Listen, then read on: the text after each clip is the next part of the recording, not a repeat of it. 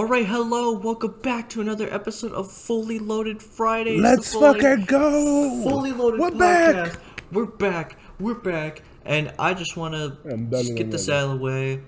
I miss this podcast, I do. I missed it too. I want to apologize for us not recording for the past several weeks. Life's been busy. Life's been, we've been up to a bunch of stuff. Fro's been working a lot lately. I recently got some new meds that have been killing my motivation on working on projects, but I've also been working on stuff behind the scene. Dodge, he died once again, so that's why he's not here today. Yeah. We keep trying. We're working with the best people in the world to try to resurrect him. He's being very stubborn right now. Yeah. But, don't you worry. We'll drag his soul back here. Mm-hmm. So he can record the podcast. He can't leave that easily. Which sucks because Dodge was actually here for this match in person for the match we're talking about today. Now, Fro, this is your pick. What match did you pick 5 weeks ago? I picked Austin Aries versus Neville and or Pac, as you know him on WWE. Currently Pac. Yeah, Wrestlemania, currently Pac in WWE. Sorry, in AEW. Yeah. And the match was at WrestleMania 33, the Kickoff show. Yeah, this is not on the main show. This is on the Kickoff show. If y'all didn't know, this was pulled off the main card a week before. Yeah, I was gonna... That's why it's so long. Yeah, I was going to ask you, they gave these guys like 15 minutes for this match. Yep. I don't know if it's the longest Kickoff show, pre-show match ever, but it's up there and stuff. They gave these guys some time. They definitely gave them some time. I think at the end of the day, it worked well to get the crowd hyped for the other matches. So, exactly. You know what I mean? Exactly. It's Well, definitely a good warm-up for everybody. Yeah, like you said, April 2nd, 2017, Orlando, Florida, at the Camping World Stadium. Stupid fucking name. That's why, what was it, later in the show, they just kept calling it the Citrus Bowl, because that's a way better name for this. Currently, this match on Cage Match has a 7.36 out of 10. Not bad. Yeah, which is not bad. Which is pretty good, actually. At the end of the day, I can definitely see why.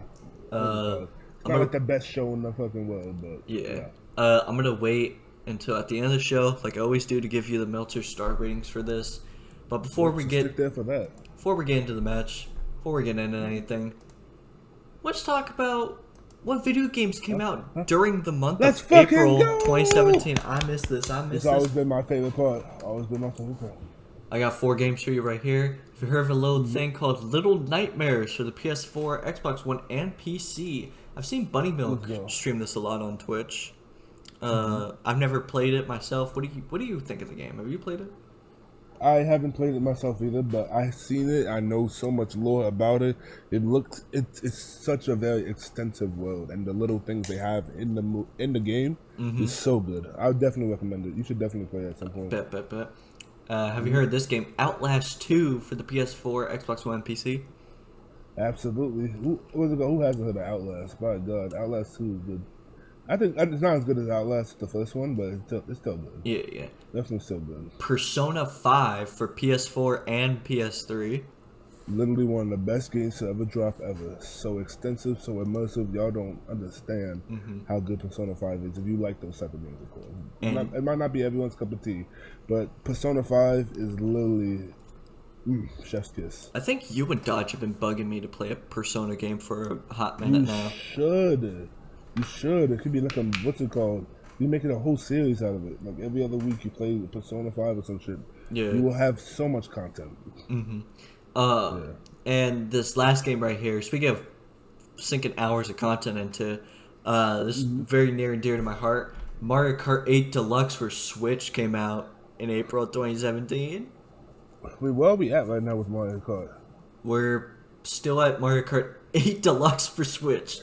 Oh really? Wow, that's crazy. Unless you know they're dropping a new one, right? Well, okay. Well, here's the thing. Do you count the what was it, Mario Kart Tour for mobile as like? No. Okay, then do you count the real life one, where they put like a GoPro and a bunch of like figures that you can drive around? Absolutely your living room? Not. Okay, then we're still at Mario Kart 8 Deluxe for Switch. Oh, and I lied. They're not dropping a new Mario Kart. They're dropping a new Mario Party. Yeah. With 112 games. Still 100 fucking goddamn. Yeah, they're dropping 112 mini games on that bitch. On that bitch.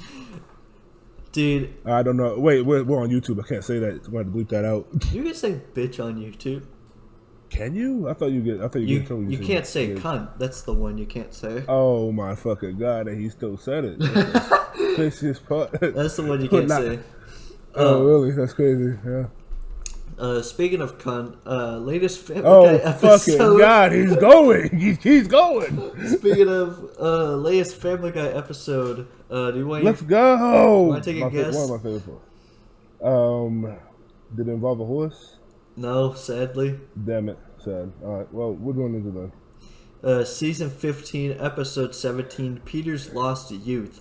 Peter gets jealous when Lois upstages him at a Red Sox fantasy baseball camp. The B plot, Stewie runs away when Meg babysits him. Nice. Do you remember anything from this episode? No, I do not. Do you? Was it like Peter gets pissy because all the baseball players start simping over Lois, so he tries to go in, so he's like trying to like dive, but like baseball slide in, and he like breaks her leg. Oh shit. Yeah. And he's like, "Oh my god, Lois, I'm sorry." My god, Lois. I Like, hurt you morbidly. You'll never walk again. I hurt you morbidly. You'll never walk again, Lois. I hurt you. Morbiously. It's a morbid time, Lois. But yeah, no, we're knee deep into the mid section of Family Guy right now. It's just not even like, it's not offensive, it's not funny, it's just there. Oh yeah. Yeah, nothing's going on. Well, the thing is though, we have to go back farther. We have to review some farther things to get some good Family Guy stuff, wouldn't we? Exactly. Mm-hmm. I miss that era. But something I don't miss though is the WWE Cruiserweight division. No, I don't. I only miss certain people in it, like Pac. I miss Pac. Well, I mean, they didn't really know how to handle Pac, to be honest. I don't think they knew how to handle him either. But making him champion was a great start.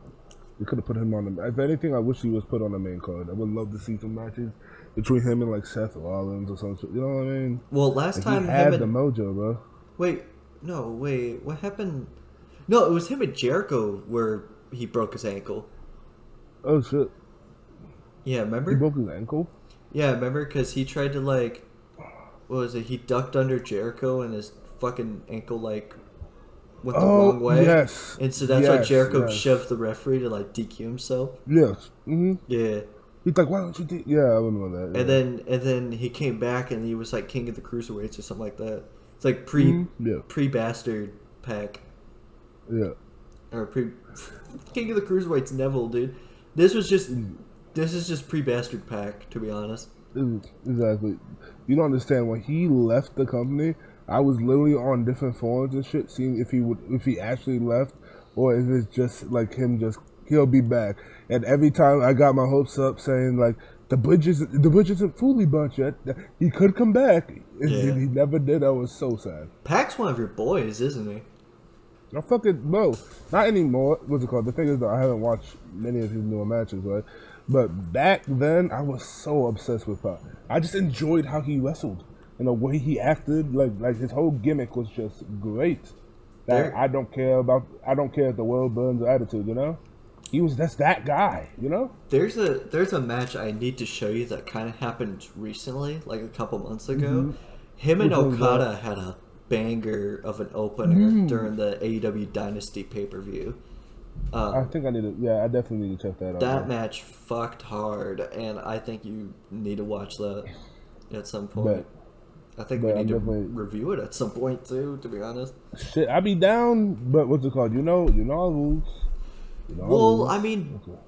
I get it. I understand. You know, Dodge doesn't want us to review stuff that happened this year. I definitely would break it. I was gonna say for a Pac match. Yeah, I was gonna say like Dodge is very anal about us not wanting to review shit that happened the current year that we record stuff. You know, right? Because we don't want to be like a recency thing. You know, but like.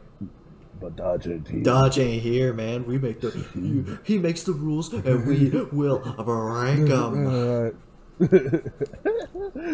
But that's in the future. Right now, we need to talk about the past. Yeah, let's talk about this 17. purple ropes and canvas we got here, bro. Yeah. All right. So I'll let you take the lead to. So what?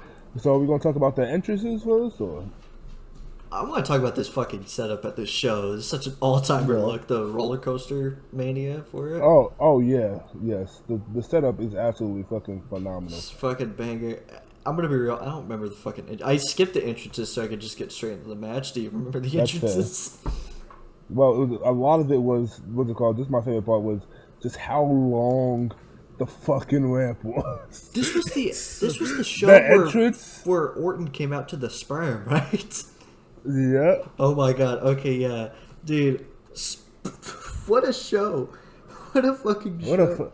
Yeah, this. I think Wrestlemania 33 was pretty good. Honestly speaking, I would watch. I would give the show a rewatch again, but I'm not watching 5-hour wrestling shows. I'm just gonna be real with it. That's fair. But I gotta say though, I was just wanted to say that on my notes it just said long ass walk down the ramp. Mm-hmm. I love it when my wrestlers get blown up before the match starts. Hell yeah! It's very great. Woo! But yeah, I just don't know how people can stay in character, like screaming at the crowd the whole time they're just waddling down. Mm-hmm. But yeah. All right. So what happened? So what happens for us? Well, shout out to the purple ropes and canvas for every cruiserweights match. As you know, when it's a cruiserweights match, obviously. That's how you can tell. Oh, there's gonna be high flying in this match. Yeah. So match starts off. Neville shoulder tackles Aries, and it hits a taunt. He does a taunt. Does the emote. This popped me. Austin Aries hits an awesome fucking arm drag, like right at the opening start, and that like popped me super hard. I was like, dude, that's how I used to hit my arm drags when I was a trainee. I was like, that's how I used to hit mine, I still pop when I see you. What's it called? When I see that video you be posting on Twitter. Oh, when I did the elevator arm drag. Yep. Yeah, dude, elevator. I really know her. Yep. Austin Aries, so his whole goal is he's trying to go for the last chancery, right? But Neville, he rolls out of the ringside, and Aries like taunts him in the corner and shit, Yep. There's a pretty good back and forth during this. Okay, there's a lot of technical wrestling. There's a lot of like technical shit in the opening bouts, but Aries goes for a suicide dive, but Neville cuts him off and hits him with a kick and stuff like that on the apron. This pissed me off. Who puts a commercial break during the kickoff match? Oh, it was during the time too when WWE put the like commercial breaks in like the fucking right in the the little corners, right? Or no? No, this was a full screen commercial break. They how they do for Raw, where they don't where they stop showing the action and just go straight into commercial. Oh, yes. Mm-hmm. Who does that during a kickoff match? Because they don't care about the kickoff match. It's a fucking kickoff match, dude. Dude, that sucks. You get bumped from the main show on a kickoff match, and they play a commercial break during your fucking match. So you get to see your full match? Exactly. That pisses me off. So we come back to a Neville chin lock.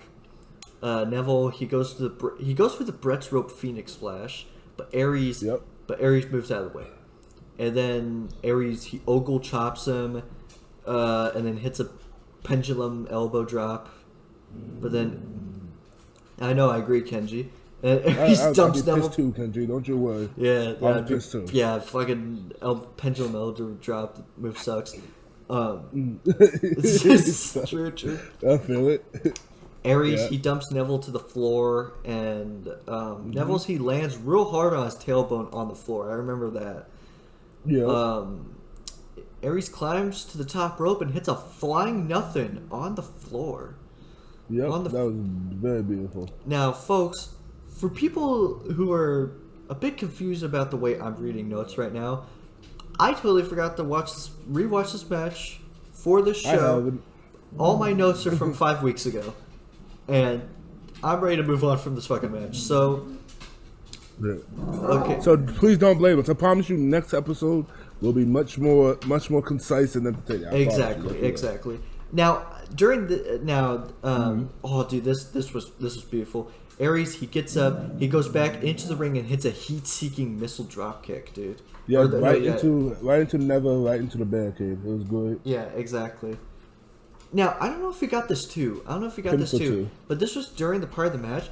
It was like some like wind or like breathing being picked up on like the left side of my headphones. Yeah. Did you get that too?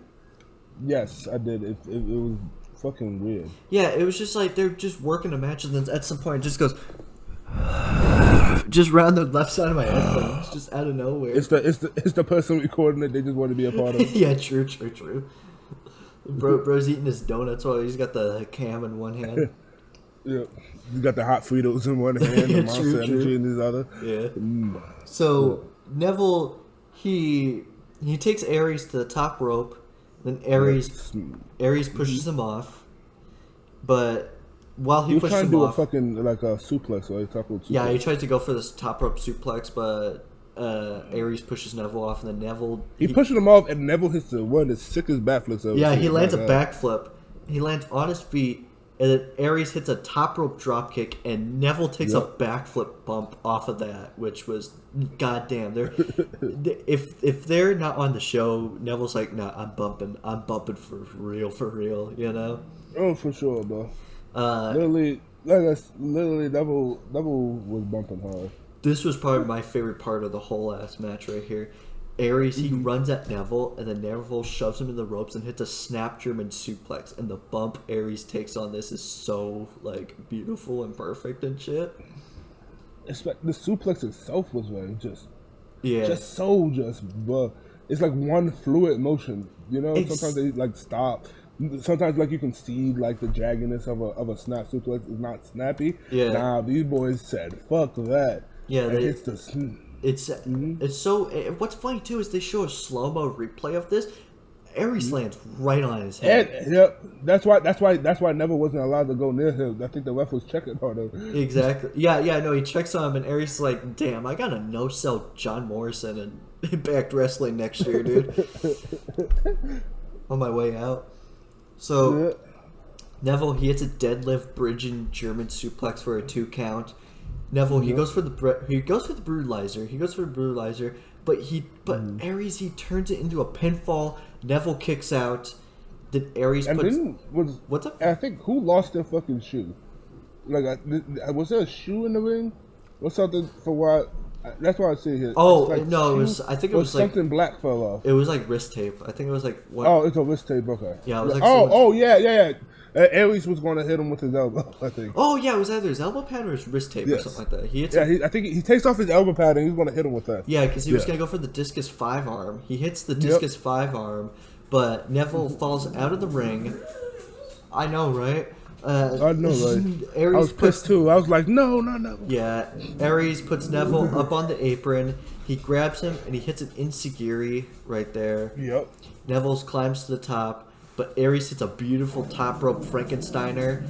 He goes to the other... He Frankensteiners him off the top. And Neville's like... He has a lot to say about this. I know, right? Like, especially... Like, listen, Dodge is not here, so Kenji's putting on his working boots today. The most over person in Reigns' house, Kenji, chat. Exactly. I'm a big fan. Yeah, big fan. Everyone's a big fan of Kenji. So, Aries hits the top rope Frankensteiner. Neville, he bumps and then he rolls to the other corner so Aries can hit the 450 off the top. But Neville, he kicks out at 2. He kicks out at 2. He did. Yep. But Aries, he goes for the last chancery, and I totally forgot this was the whole crux of the story. Where what was it like? Aries was out with an injury because of his eye socket or something like that. Yeah. So Neville, because of last week, I think. Yeah. So he goes for the last chance. Not last week, but he couldn't do it because of I forgot what the fuck happened. Yeah. Yeah, but Neville, he fingers him. In the eye. He fingers him right then and there. Gives him in the middle of the ring. He fingers him. Everyone was like, everyone started chanting, "This is awesome." Everyone said, "This is awesome." Aries had to tap out and no sell him, and then go work for Impact. and do the exact same thing to John Morrison there. Yeah, he pokes his eye, and then Neville hits his famous what's it called? Basically, his what was it called? The something splash. It was one. What's it called? The red arrow. The red arrow. Yes. He hits the red arrow. I don't even remember his fucking finisher. I loved his finish. He calls it the black Saturn arrow. Rings or whatever. The rings is we calls it the Birdlizer. The rings of Saturn. Yeah. Birdlizer. Oh, it was an alcohol. Oh no, I'm thinking about when I used to use it in WWE. No. Nah, you're thinking about SmackDown too, brother. You're a Perry Saturn man. Yeah, but what's it called? But fucking yeah, he hits the. I fucking love his brutalizer, but yeah, he hits the fucking red arrow, or the black arrow as he calls it on the thing. Yeah, and just wins. Count to 3 and wins. Basic match, pretty good match. Good ass bumping from both these guys, for real. Definitely was. There was some like fast paced like movements here too, but there was a lot of like not rest holds, but just like a lot of technical wrestling. Just you know what I mean? Yeah, just a lot of general working. Yeah, they were working each other on the mat. They were working each other. That's for true. They were working each other hard just for it to end with a fingering. You know what I'm saying? Yeah, dude. I give this man a true. Well, at the end of the day, what would you give this match that I'll give it an 8. I'll give it an 8. At the end of the day, it's one of those matches. One of the first 8 out of 5 stars. Holy fuck! Oh, sorry. 5 out of 5. Sorry, I was thinking about 10. Out of 10, I would give it a like 3.5. 3.5 stars. 3.5 stars. 3.5 stars, honestly. Yeah. That's my score as well too, dude. Yeah.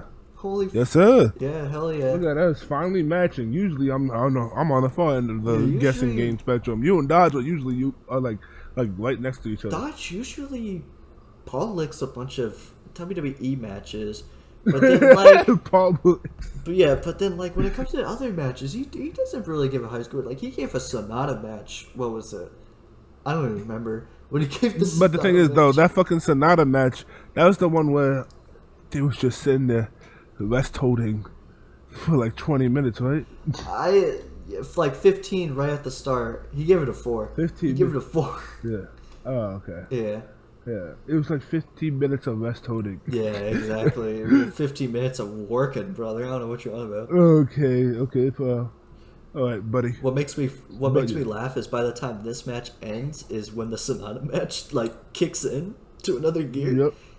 Holy fucking schmoly. But you want to know what Meltzer gave this match? What Meltzer gave this match? 3 3/4. Hey, not bad, yeah. Which is a little more, like a quarter star more than what we gave this match. Yeah. But I gave it like a perfect like C tier. Like it's a kickoff match. I don't know what more you want me to say. It's a kickoff match. I feel like Dodge would have had some more insight considering he's. I give it a B tier only because what's it called? Because I'm biased. Because you're a bastard. Because I'm a bastard. Yeah, you're a big pocker, dude. Hell yeah. I don't know if I want to be called a pocket, but yeah. You're a bastard. You're a bastard.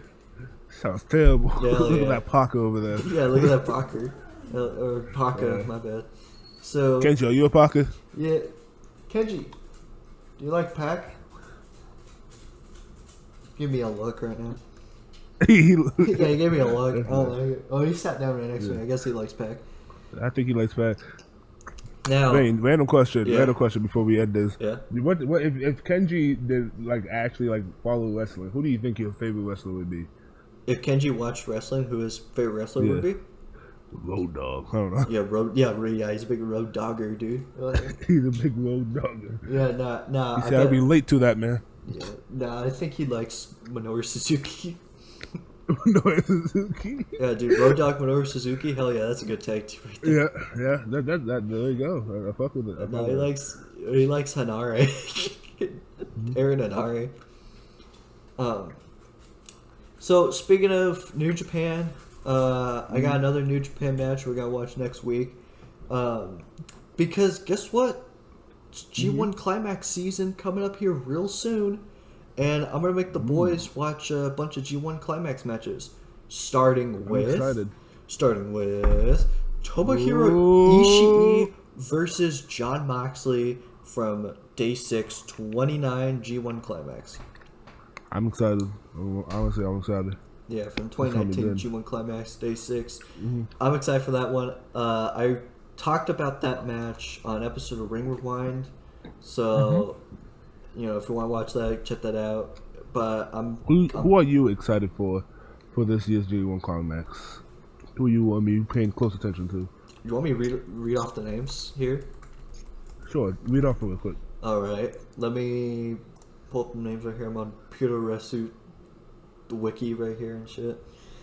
So we're at 25 minutes. We need at least. I know we need to fill. We need a schizo right now, dude. So this year we're returning back to 10 people per block and stuff, and each match will have a 30-minute time limit because they kind of fucked it up last year where there was like 8 people in 4 blocks and with a 20-minute time limit. I didn't really like that format, so I'm glad things are going back to the way they were. I'm glad they fixed it. Yeah, glad they fixed it. So there has been 9 people announced in each block because the final slot is going to go to a 6-man tournament to determine like A block and then B block and stuff, So far, the determining people for like the slotted people for A block is either going to be Kenta or Ishii, and then for B block it's either going to be Taichi or Tanahashi. Okay. So then that'll be decided on July 3rd. Yeah. But for A block, so far we have, and let me know if you don't recognize any of these names. We got Shota Umino, Tetsuya Naito, Shingo Takagi, Sanada, the Great Okan, Zack Sabre Jr., Gabe Kidd, Evil, and Jake Lee from Pro Wrestling Noah. Ooh. And for B block, I know Evil. Yeah, I know fucking Sanada. Yeah, I know Sanada. For B block, we have El Phantasmo, Hiroki. I know him. Hiroki Goto, Yoda Tsuji, Yuya Uemura, Jeff Cobb. I feel like I heard that name before. Hanare. We got Hanare. David Finlay. Ren Narita. And Konosuke Takeshita from AEW.